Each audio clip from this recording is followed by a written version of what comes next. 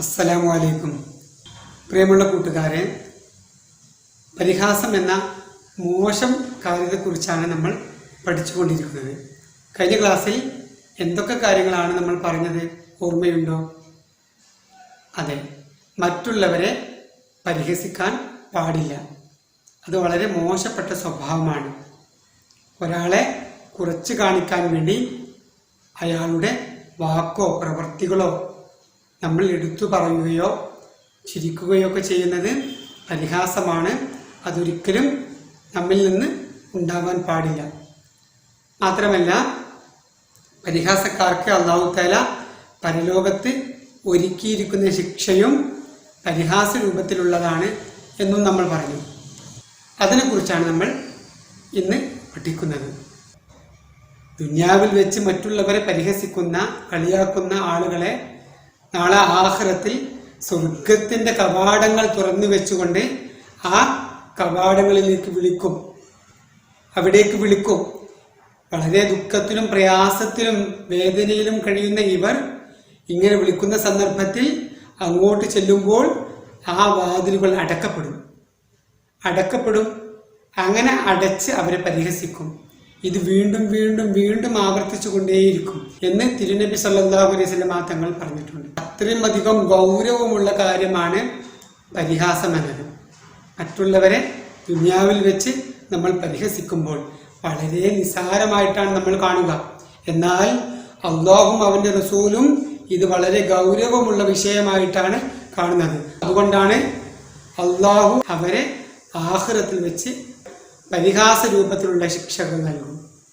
സ്വർഗീയ കവാടത്തിലേക്ക് അവരെ വിളിക്കപ്പെടുകയും അവരവിടേക്ക് ചെല്ലുമ്പോൾ സ്വർഗത്തിന്റെ ആ വാതിലുകൾ അടക്കപ്പെടുകയും അങ്ങനെ അവരെ പരിഹസിക്കുകയും വീണ്ടും വീണ്ടും അവരെ ഇതുപോലെ സ്വർഗീയ കവാടങ്ങൾ തുറന്നു വെച്ച് അവരങ്ങോട്ട് ക്ഷണിക്കുകയും ഇവരങ്ങോട്ട് ചെല്ലുന്ന സന്ദർഭത്തിൽ ആ വാതിലുകൾ അടച്ചുകൊണ്ട് അവരെ പരിഹസിക്കുകയും ചെയ്യും.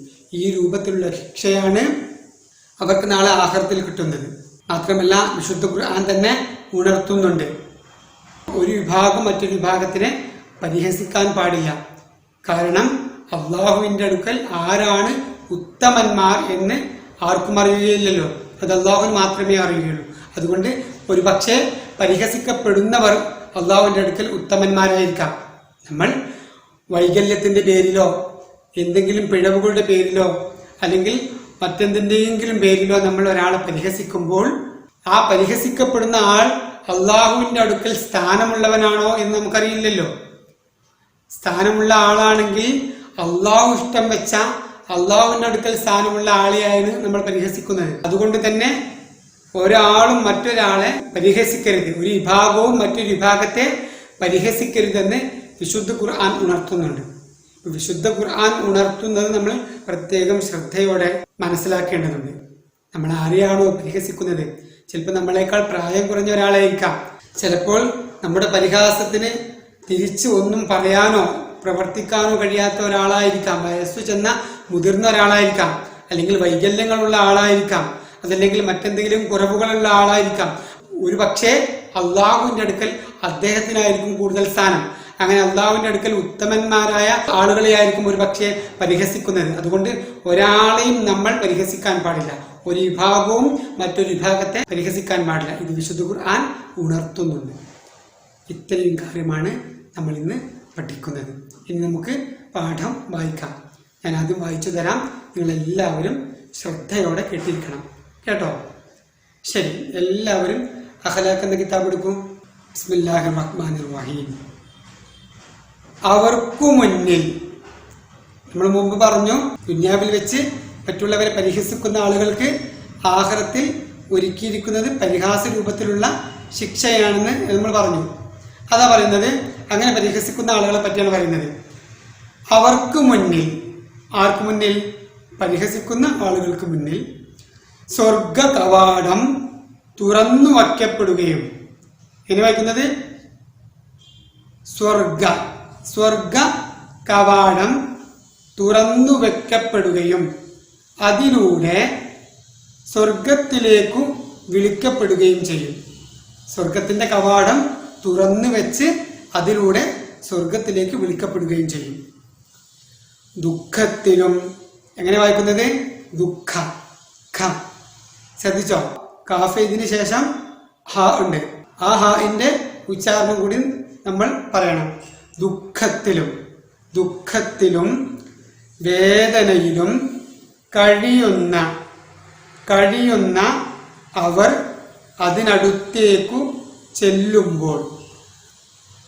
അതിനടുത്തേക്ക് പറഞ്ഞാൽ ഈ സ്വർഗത്തിൻ്റെ കവാടത്തിനരികിലേക്ക് ചെല്ലുമ്പോൾ ആ കവാടം അടക്കപ്പെടും. ആ കവാടം അടക്കപ്പെടും. എന്താ പറയുന്നത്?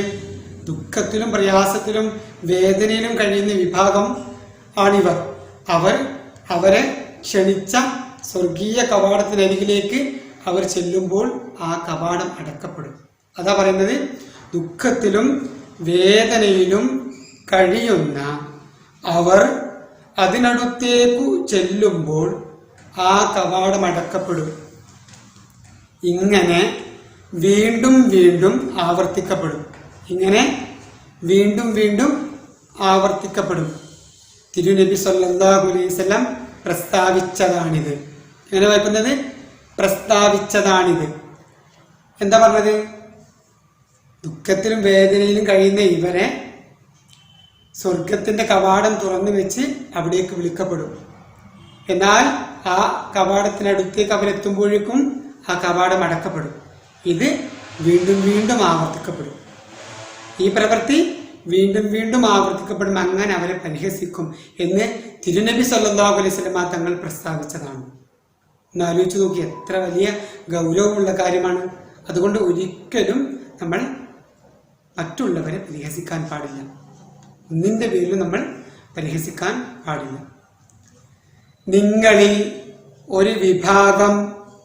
എങ്ങനെ വയ്ക്കുന്നത്? വിഭാഗം. നിങ്ങളിൽ ഒരു വിഭാഗം മറ്റൊരു വിഭാഗത്തെ പരിഹസിക്കരുതെന്നും. വായിക്കണേ, ശ്രദ്ധിക്കണം.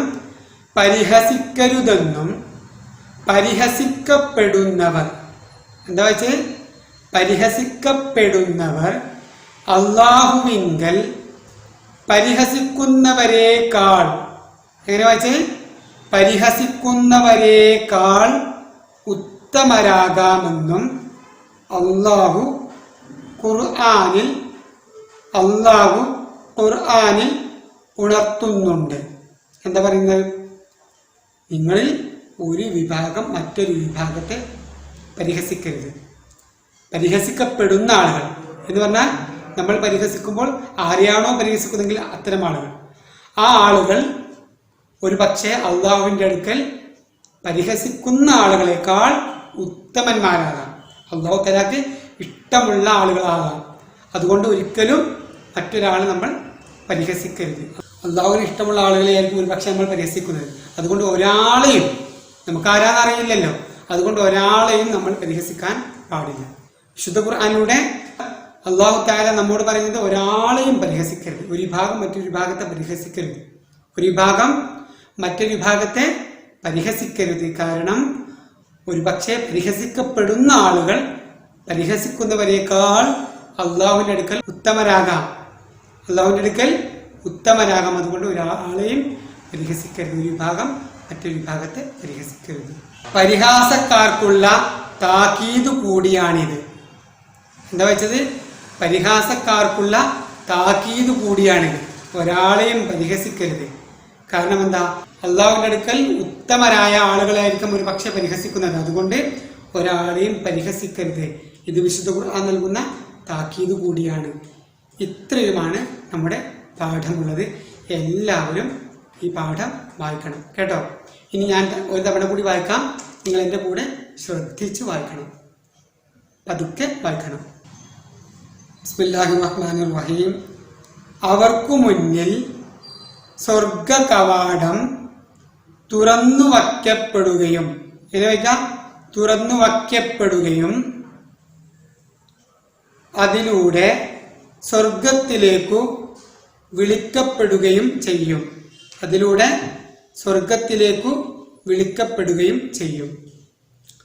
ദുഃഖത്തിലും വേദനയിലും കഴിയുന്ന അവർ അതിനടുത്തേക്കു, അതിനടുത്തേക്കു ചെല്ലുമ്പോൾ ആ കവാടമടക്കപ്പെടും. എങ്ങനെ വായിക്കുന്നത്? ആ കവാടമടക്കപ്പെടും. ഇങ്ങനെ വീണ്ടും വീണ്ടും ആവർത്തിക്കപ്പെടും. ഇങ്ങനെ വീണ്ടും വീണ്ടും ആവർത്തിക്കപ്പെടും. തിരുനബി സല്ലല്ലാഹു അലൈഹി വസല്ലം പ്രസ്താവിച്ചതാണിത്. തിരുനബി സല്ലല്ലാഹു അലൈഹി വസല്ലം പ്രസ്താവിച്ചതാണിത്. നിങ്ങളിൽ ഒരു വിഭാഗം മറ്റൊരു വിഭാഗത്തെ പരിഹസിക്കരുതെന്നും, എങ്ങനെ വായിക്കുന്നത്? പരിഹസിക്കരുതെന്നും പരിഹസിക്കപ്പെടുന്നവർ, ശ്രദ്ധിക്കണം, പരിഹസിക്കപ്പെടുന്നവർ അല്ലാഹുവിങ്കൽ പരിഹസിക്കുന്നവരേക്കാൾ, എന്താ വായിച്ചത്? പരിഹസിക്കുന്നവരേക്കാൾ ഉത്തമരാകാമെന്നും അല്ലാഹു ഖുർആനിൽ ഉണർത്തുന്നുണ്ട്. പരിഹാസക്കാർക്കുള്ള താക്കീത് കൂടിയാണിത്. പരിഹാസക്കാർക്കുള്ള താക്കീത് കൂടിയാണിത്. ഇത്രയുമാണ് പാഠമുള്ളത്. ഇനി ഇതിൻ്റെ ശേഷമുള്ള കുറേ ചോദ്യങ്ങളുണ്ട്.